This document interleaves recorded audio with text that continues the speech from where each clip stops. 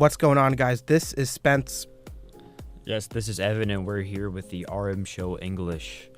We're going to be talking about some great things today. I'm bringing a bit of a politic feel to it, and Spence is going to be talking sports. It's going to be a great little segment here. Do you want me to start straight with politics? Or you want to go into sports? Yeah. Okay, let's jump straight into politics. Pretty heavy stuff. Ceasefire. Okay, big stuff here. We're talking Israel. We're talking Gaza. We're talking ceasefire. A proposal that could potentially halt fighting, increase aid, and release hostages is up in the air as of today, as Hamas still has not responded. The U.S. is urging Hamas to accept the deal and is seeking UN Security Council support for the agreement. With all this and the major elements of the proposal being nearly identical to the ones Hamas proposed, Hamas has still neglected to respond.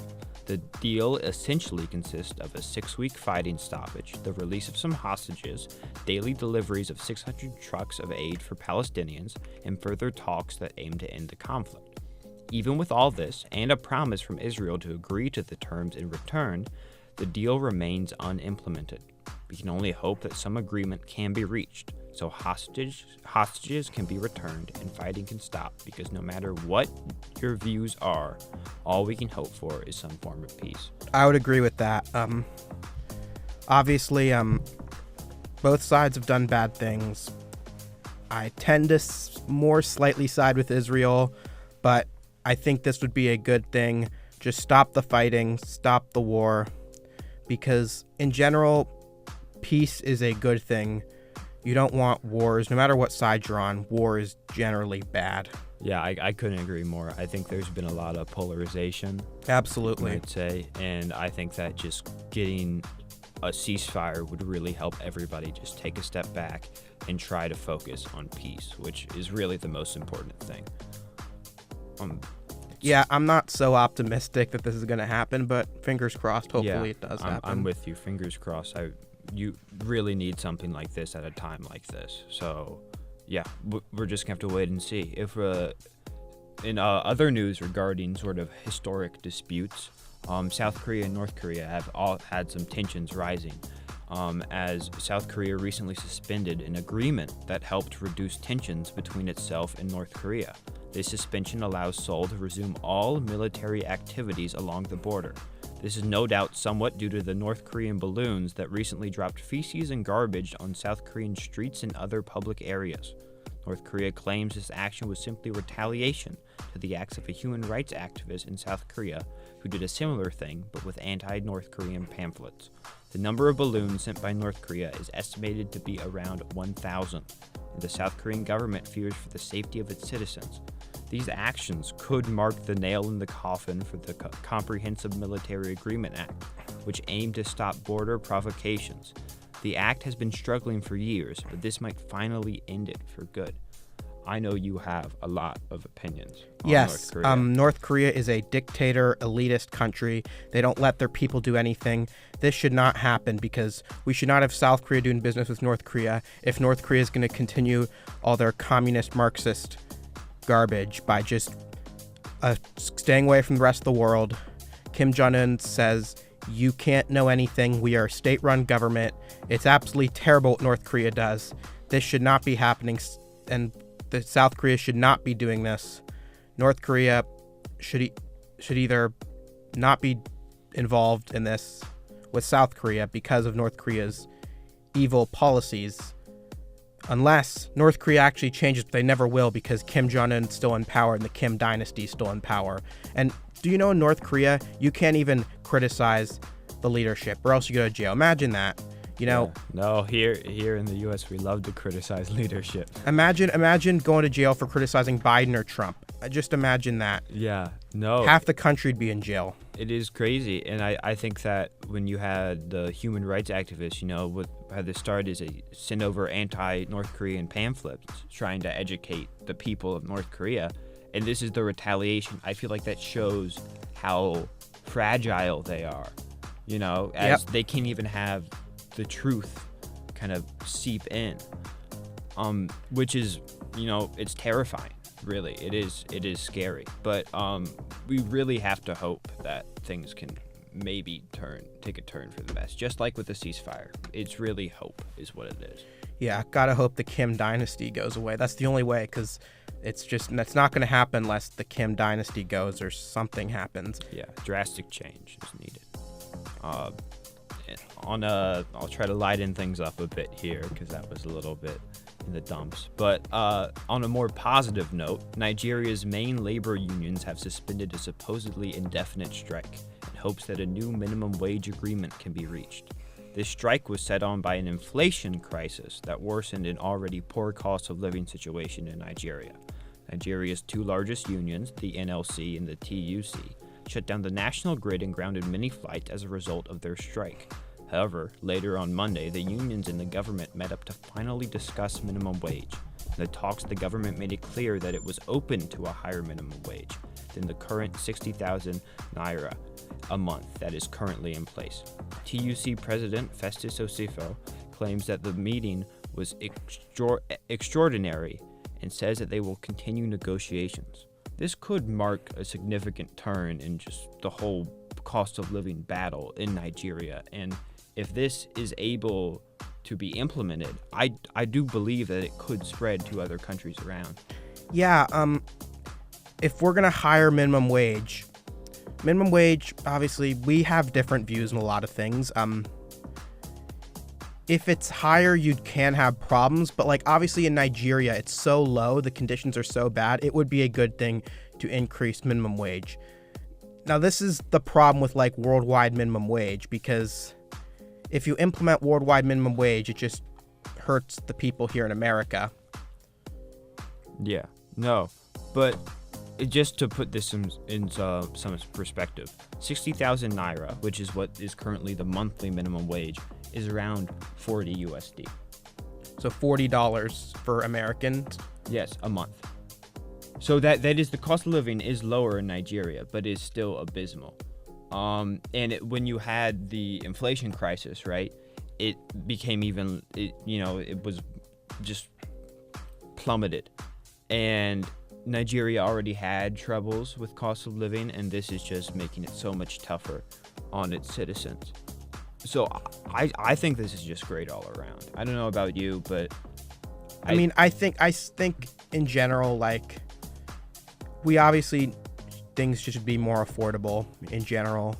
Yeah. I think overall this is a good thing, but I can also see the argument in terms of Nigeria, it's a good thing, but like worldwide, around the world, I can also see the argument where if you have a minimum wage too high, you're getting close to socialism and you're just not letting the free market do what it's supposed to do. Yeah. But I do believe that this was a dire situation that needed correcting. Yeah. And I think that this is it's a tough situation. I think for Nigeria is heavily populated, right? I think there's so many people there that really need this. And for that reason, I think it's great.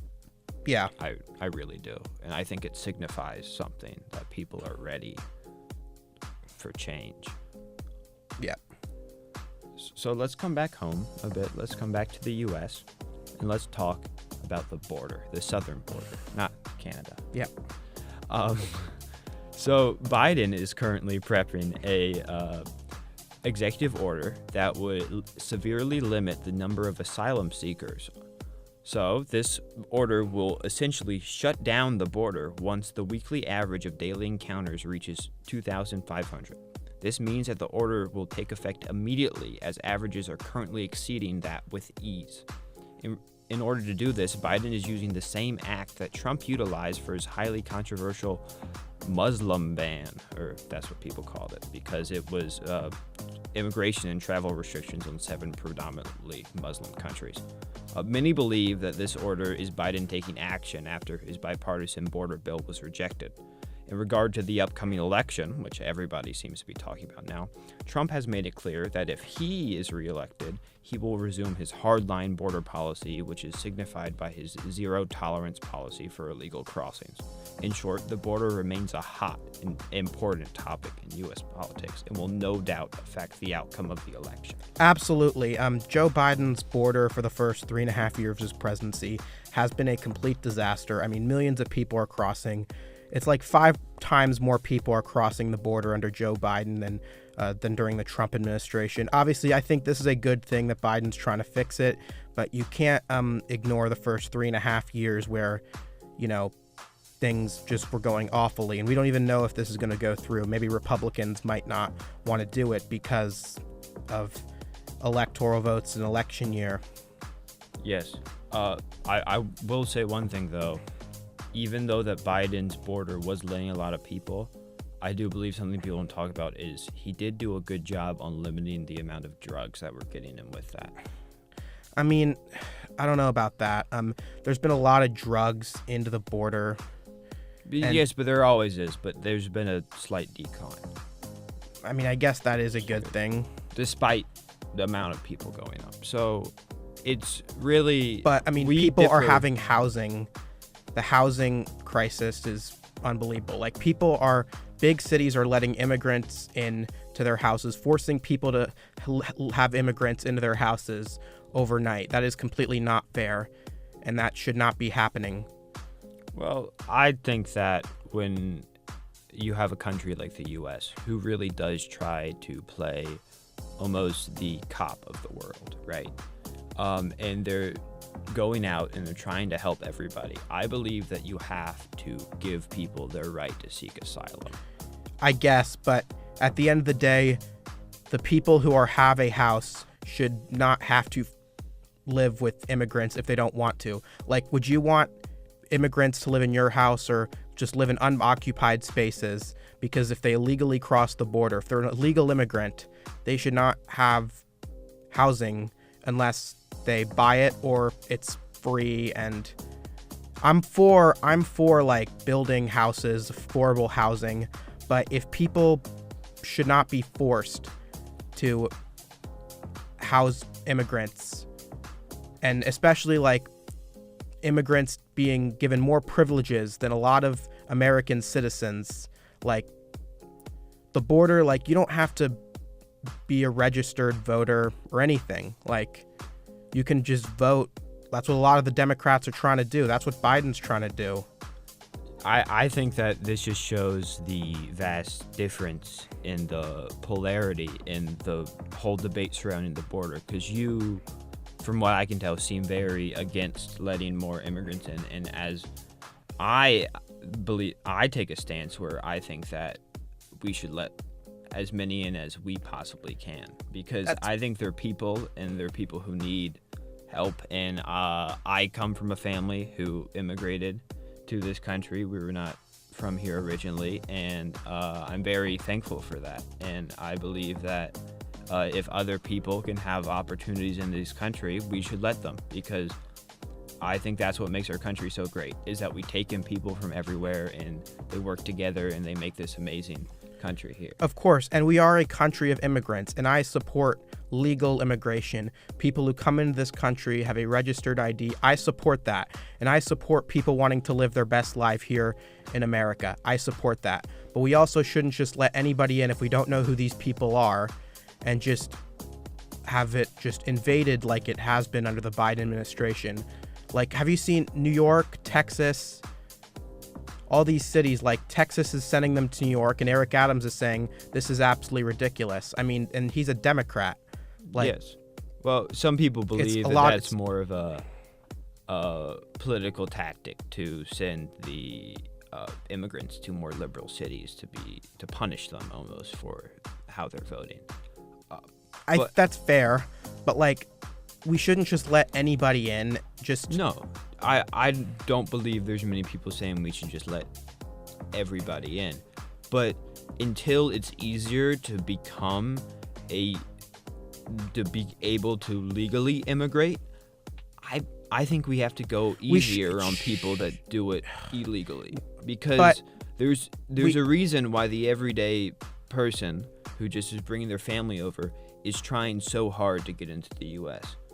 That is true, but we should legally make it easier to be a legal immigrant. We should, but we can't just let anyone in and if you want to be in, I'm not saying you should be in cages. Like, I think that's something I don't like that Trump did. He treated them a little bit too inhuman, but we should not let them vote because they're not registered American citizens. And if you're just some random person, it's like, hey, come on into America. You're going to vote. You don't have to have an ID. It's absolutely ridiculous that the Biden administration is doing this. Yeah, no, this just shows how polarizing this issue really is. You know, it really is going to be one of the main issues come election time. Absolutely. For a lot of Americans. I'm going to slightly veer away from that, and I'm going to talk about something that is actually is the anniversary of it today, and that is the Tiananmen Square massacre. So the Tiananmen Square massacre, I don't know if you know, is a terrible event in Chinese history where a bunch of protesters were unrightfully killed. And it's been 35 years since, and a lot of people in Hong Kong and China have been commemorating it in demonstrations and all of this. And in response, the authorities have been arresting them for that. And some of them have even seen jail time and so on and so forth. So I just really want to remind everybody of that being able to speak out without punishment is just something that is needed, because I agree. There are people in China and Hong Kong right now who are trying to commemorate a time that was very tough, but also showed the resilience that people can demonstrate and the passion that they can demonstrate, and they're being punished for it. Yeah, and absolutely. It's absolutely terrible. And I think people are hypocritical and just don't want to speak out about this. A lot of people just envy China as this superpower, and they acknowledge the human rights, but, you know, they're not very outspoken about it. And free speech is something that is needed. You should have your own opinion, and I don't respect countries or organizations that don't let people have their own opinion on either side. Like, I couldn't agree more. It's like this whole thing about you represent your country or you represent your business. That's complete garbage if you're trying to censor people into doing something. You should be allowed to say whatever you want. Yeah, free speech is so important to make sure everybody gets a voice, because if everybody doesn't get a voice and then you're silencing people, then everybody doesn't get a say, and then that just brings up a whole slew of problems. Absolutely. And with China, like, they are an oppressive regime, just like North Korea. Their people are oppressed, especially the Uyghur is in Muslim. Yeah, the Uyghur Muslims are being persecuted in China, and it's just ridiculous because... Do you believe that there needs to be some U.S. pressure to stop these actions? Yes. You do? I do, because it should not be happening. And also, all our money, all our stuff is coming from China. All our businesses are coming from China. So you think that we should outsource our labor and get materials and work and businesses? They should go to other countries, or should they stay in the U.S.? Or a bit of both? Probably a bit of both, because, like, there is the other side of, like, it's cheap for us, absolutely, but what they're doing in China is absolutely inhuman. And, like, I want to transition to this part. I love the NBA. Yeah, me too. Huge NBA fan. One of the things I put in, because I was asked about the NBA's stances on social issues. The NBA was very quiet about China. LeBron James, who is one of the greatest players in NBA history,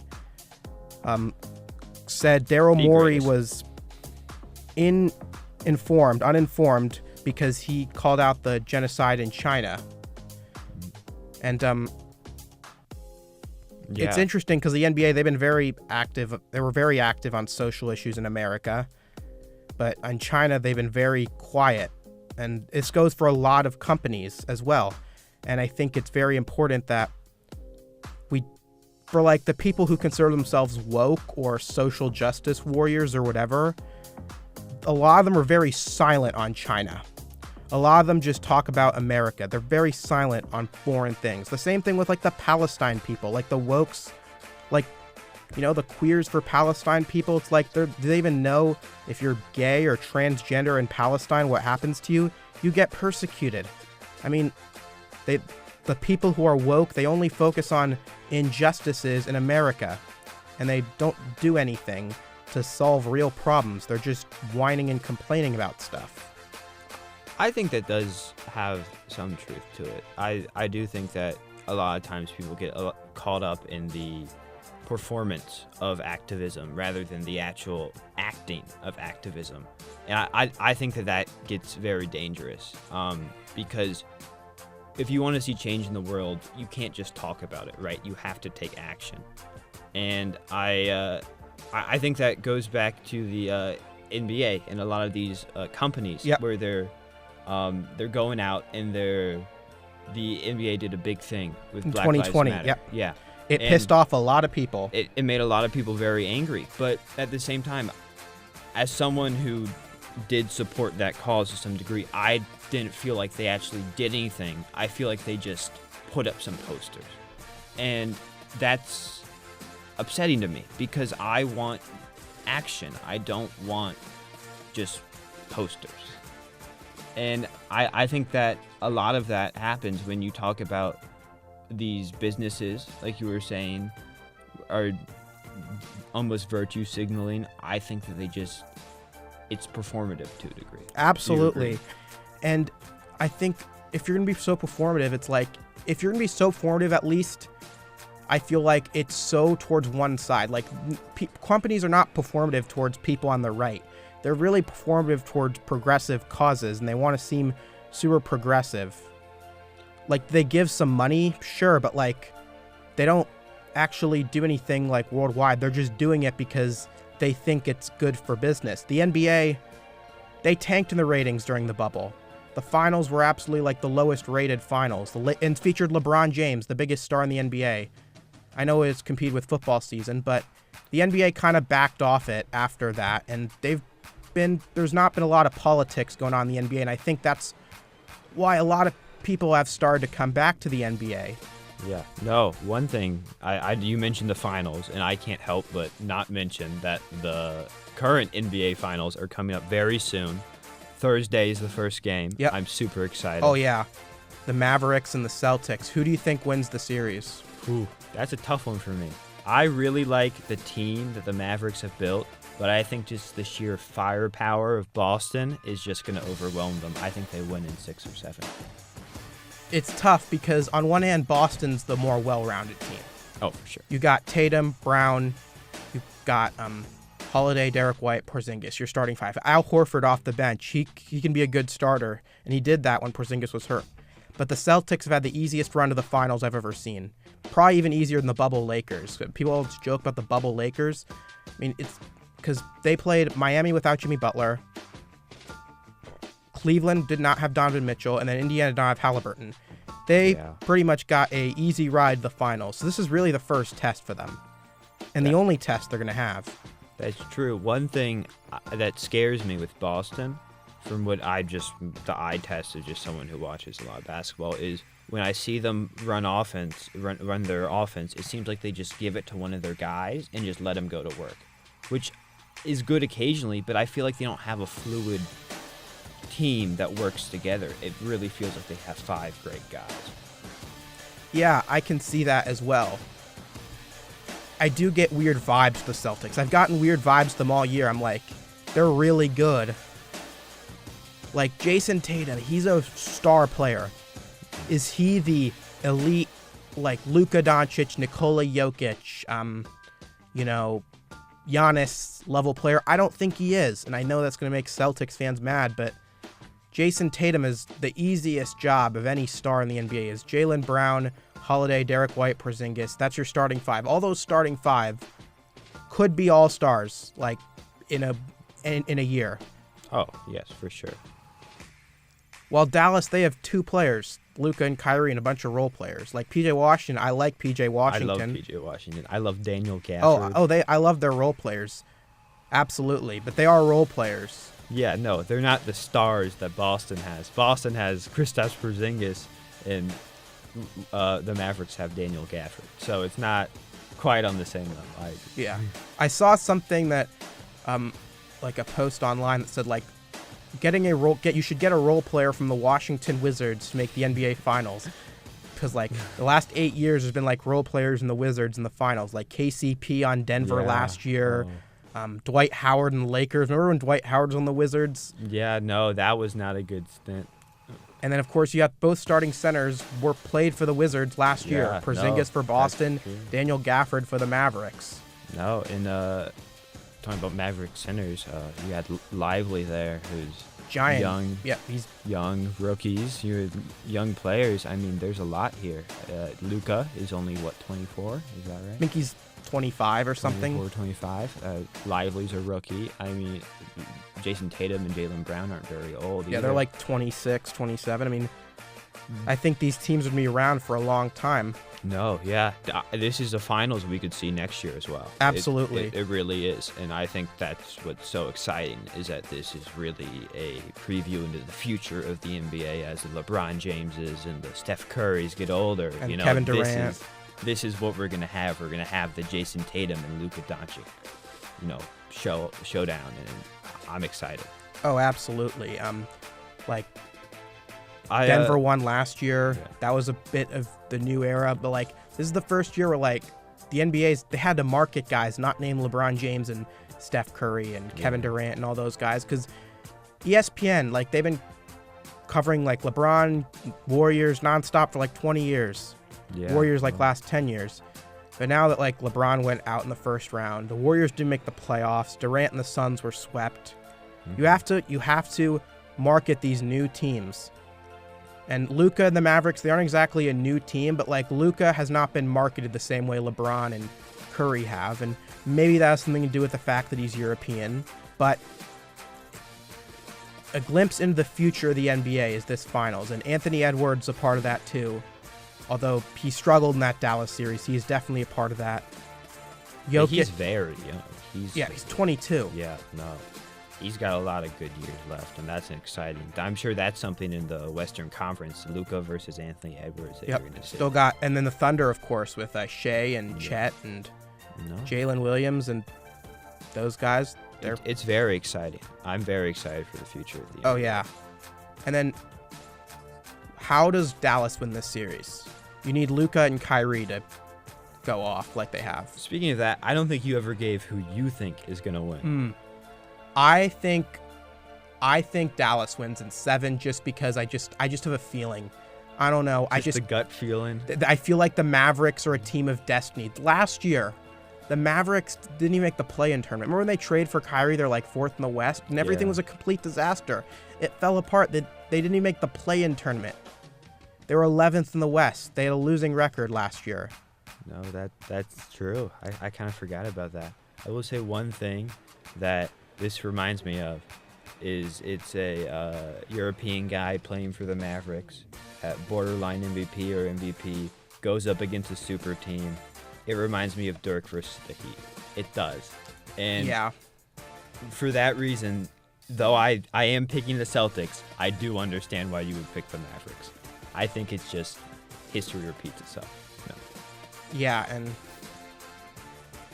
been an impressive run. They were the 5 seed. I'm not that surprised they're in the finals. They weren't most people's first pick. Most people had Denver above them. Most people had Minnesota above them. Maybe OKC. I mean, a lot of people were high on Dallas, but they had a tough road to get there. They had to play the Clippers in the first round, although the Clippers kind of proved to be frauds, and Kawhi Leonard, that guy, misses the key moments every single time. How consistent it is unbelievable. And then they got OKC, a young team, a young, hungry Thunder team that weren't as experienced. That was a tough 6-game series. And then Minnesota, I know it was a 5-game series, but all those first 3 games were super close. That Luka Game 2 winner on Rudy Gobert, I think really he misses that whole different series. Yep. Yeah. And then Game 3, Luka and Kyrie just go off. I do wonder if you look at Boston's path, which was so easy, and you look at the Mavericks' path. I think you can go 2 ways here. I think you can say the Mavericks are going to be tired. They've been working their butts off, right? and the Celtics have been breezing through. They're going to be energetic. They haven't really had to try that hard. But I think you can also look at it as the Mavericks are used to the grit that comes with the NBA Finals. They've had those tough games, and the Celtics really haven't had those tough series, those tough games. Yeah. I don't know how battle-tested they are. And also the inexperienced coach, Joe Mazzulla, like he's only the coach because the whole Ime Udoka scandal. He was a second-year coach. Like, if Boston doesn't win the title, I don't even know if Mazzulla's back next year. That's true. I think that's just one thing is Boston's expected to win this thing. They were since the beginning when they went out and they got Kristaps Porzingis, they got Drew Holiday. When they got those guys, people looked at that team and were like, if this team doesn't win a championship, not even making to the finals, if it doesn't win a championship, this is a fail. Absolutely. And Dallas, I'm not going to say they're playing with house money because they aren't. I mean, Kyrie's like 31. But I do think they're going to have a few more cracks at it. Oh, for sure. Luka's young. He's going to only maybe get better, at least stay the same. I mean, yeah. Lively's young. PJ Washington's pretty young. All their pieces around Luka, besides Kyrie, are young. Absolutely. And Dallas, they were always a team like that could put it together. It was always like there's potential. And last year, it looked like this is going to be a flop. Kyrie Irving. We got to talk about Kyrie Irving, how his narrative has changed. Yes. Because he demanded trade from Cleveland in 2017. He didn't want to be the secondary guy to LeBron. He gets traded to Boston because he wants to be the number one guy. That completely fails. Then he goes to Brooklyn with KD and Harden, a super team. That fails because they all get injured. And then he goes to Dallas with Luka, and it looks really bad at the start. Yeah. They didn't even make the playoffs, not even the play-in. They were the 11th seed, and that's bad. They're a bottom 10 team. Yeah. And then this year, all of a sudden, it just clicks. It just shows how important having time and chemistry together can be. Yeah, that's something that I think is going to be the difference in this series.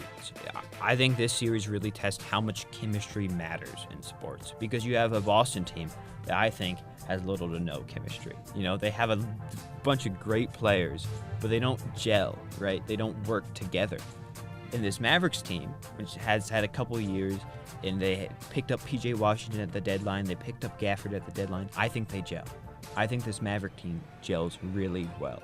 And I think this is talent versus chemistry. I really do. Absolutely. Dallas has two superstar players, and the rest of the players they're good role players, but they're role players. Yeah, exactly. The next highest scoring guy in the Mavericks behind Luka and Kyrie is PJ Washington. He averaged 12 a game. I like PJ Washington, but he's a role player. Everyone else is a role player. One thing I just want to discuss is you were talking about the Kyrie Irving narrative in the shift. Yes. Why do you think that happened from Kyrie being this guy that everybody didn't really like? Because he had the flat earth stuff going on, he had all this, and he comes to the Mavericks, he sits down, he gets to work with Luka, and they have a good season, and now he seems like he's back on top of the league.